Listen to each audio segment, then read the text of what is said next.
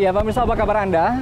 Saya Adam Lubis hadir kembali lagi di toko kita dan saat ini saya berada di Istana Negara di kawasan Medan Merdeka, Jakarta Pusat. Nah, di toko kita kali ini saya akan mengajak Anda untuk mengenal lebih dekat dengan sosok yaitu tenaga ahli utama di kantor staf presidenan. Beliau juga merupakan politisi dari Partai Golkar, yaitu Bapak Ali Mokhtar Ngabalin. Ya, beliau tampaknya sedang berkoordinasi di belakang saya. Saya akan ajak beliau untuk berbincang-bincang terkait dengan visi misi kemudian juga kegiatan saat ini yang dilakukan. Assalamualaikum, apa kabar? Pak Ali Mokhtar Ngabalin. Oke, ya, Pak Ali Mokhtar Ngabalin. Oke, pemirsa, tadi saya sempat mengatakan beliau adalah politisi dari Partai Golkar, begitu ya, Pak Ngabalin. Kemudian juga menjadi tenaga ahli utama di kantor staf presiden. Betul. Oke, bicara mengenai KSP, kantor staf presiden, Pak Ali. Kegiatan apa yang sekarang sedang dilakukan di KSP? Di kantor staf presiden, berdasarkan surat keputusan Bapak Presiden, ini adalah unit kerja presiden yang diharapkan oleh Bapak Presiden untuk bisa menjadi bagian yang tidak terpisahkan dari kerja-kerja besar Bapak Presiden. Hubungannya dengan kementerian dan lembaga-lembaga negara yang terkait dengan persoalan-persoalan rakyat, masyarakat yang belum kelar di KSP menjadi tempat yang bisa kami lakukan untuk bisa memenuhi keinginan masyarakat. Demikian perintah Presiden seperti itu. Nah, bicara mengenai perintah Presiden, perintah dari Pak Presiden Joko Widodo begitu ya. Apa sih yang Pak Ngabalin urusin di KSP ini?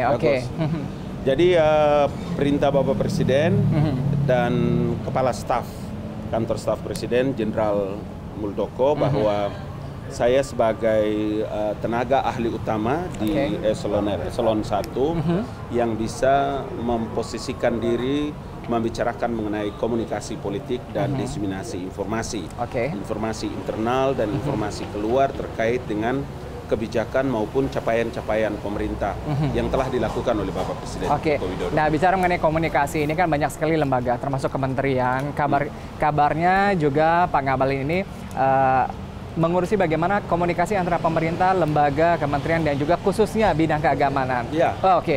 Sejauh ini bagaimana komunikasi antara tadi program pemerintah begitu ya, biar klik begitu ya, dengan kegiatan-kegiatan dan juga lembaga keagamaan yang ada di Indonesia? Ya, karena kalau lembaga keagamaan itu pertama karena memang selain saya dari Komunikasi Universitas Indonesia, saya juga menyelesaikan program doktor di Universitas Negeri Jakarta di Human Resources Management. Tapi memang latar belakang sekolah saya itu dari pesantren, dari Muallimin Muhammadiyah di Makassar. Kemudian hari ini kan saya menjadi Ketua Umum Badan Koordinasi Mubalik seluruh Indonesia. Saya aktif, pernah 7 tahun menjadi Ketua Umum di Badan Komunikasi Pemuda Remaja Masjid Indonesia, kemudian di PII, Pelajar Islam Indonesia, kemudian di Ikatan Pelajar Muhammadiyah, dan keluarga besar kami juga kan punya latar belakang agama. Ya mungkin karena itulah, sehingga dari network yang ada, insya Allah saya pun bisa mengkomunikasikan ini dengan banyak pemangku-pemangku agama yang bisa kita menjelaskan tentang apa dan bagaimana yang telah dilakukan oleh pemerintah.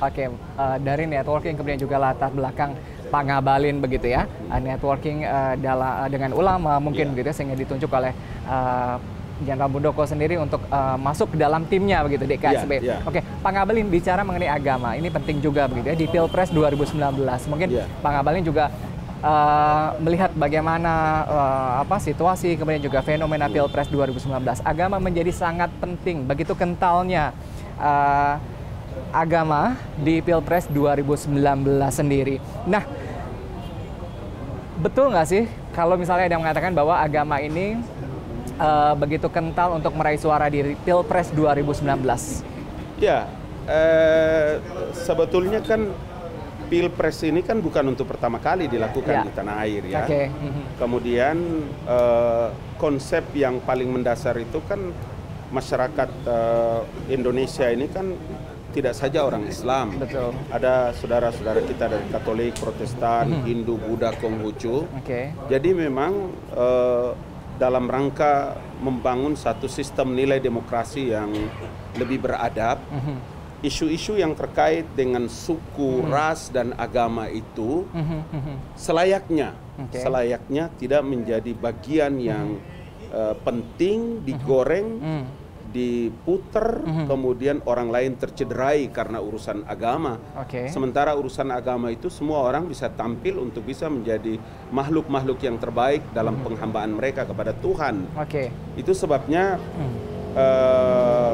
saya mau katakan bahwa di Pilpres hari ini kan Pak Joko Widodo, Pak Kiai Ma'ruf, Pak Prabowo, Pak Sandiaga, ini kan semua orang Islam. Terus di mana yang harus menjadi tuduhan tentang orang itu tidak boleh memilih satu kemudian mengabaikan yang lain dan menghujat yang lain? Sementara kita adalah bagian besar dari kehidupan masyarakat Indonesia yang harus menjadi teladan, menjadi contoh agar isu-isu ini tidak menjadi bumerang bagi saudara-saudara kita di Katolik, Protestan, Hindu, Buddha, dan Konghucu. Itu terasa loh. Itu sebabnya kita bisa menepis terhadap semua gerakan-gerakan intoleran, gerakan-gerakan radikal dalam rangka menempatkan posisi dirinya untuk kepentingan politik, menyongsong keberhasilan 2019 ini. Kalau ada misalnya statement gitu ya terkait dengan agama sendiri, biarlah agama ini menjadi pekerjaan ulama begitu ya. Tidak menjadi pekerjaan pemerintah sendiri. Bagaimana pandangan Pak Ngabalin tentang statement ini? Tidak, kalau agama itu tidak saja menjadi urusan para ulama, tidak saja menjadi urusan para mubalik, tapi agama itu menjadi urusan setiap orang-orang beriman. Kalau dia Islam, maka kewajiban dia, setiap orang mukmin, setiap orang Islam, setiap orang yang percaya bahwa tidak ada Tuhan kecuali Allah di dalam Islam, maka dia wajib, menjadi wajib hukumnya. Ballighu anni walau ayatan. Sampaikanlah kepada manusia banyak dariku meskipun seayat. Jadi sesungguhnya kita semua ini adalah penyebar, penyiar agama. Bukan saja menjadi tanggung jawab ulama, tetapi memang ulama itu dalam terminologi dan dalam etimologi yang paling mendasar itu adalah sosok manusia yang oleh Rasulullah SAW ditempatkan sebagai pewaris Rasul. Maka kepiawaiannya, kata-katanya, tuturnya, perilakunya, akhlaknya, moralnya harus menyejukkan orang-orang Islam, orang-orang beragama, para ustadz, para kiai, para ulama, para habaib adalah manusia-manusia terbaik yang harus keluar dari mulutnya adalah kalimat-kalimat yang menyejukkan, santun, menyenangkan dalam kehidupan berbangsa dan bernegara. Iya, menarik. Pak Ngabalin, bicara mengenai tadi Anda katakan Badan Koordinasi Mubalik seluruh Indonesia sendiri. Posisi Bakomubin sendiri begitu di Pilpres 2019 begitu. Non-blok karena ada dua paslon ya. Atau cenderung ngeblok di salah satu calon. Akan kita lanjutkan. Akan dijawab tapi kita harus break sejenak. Pemirsa jangan kemana-mana, tokoh kita akan kembali usai pariwara. Tetap bersama kami.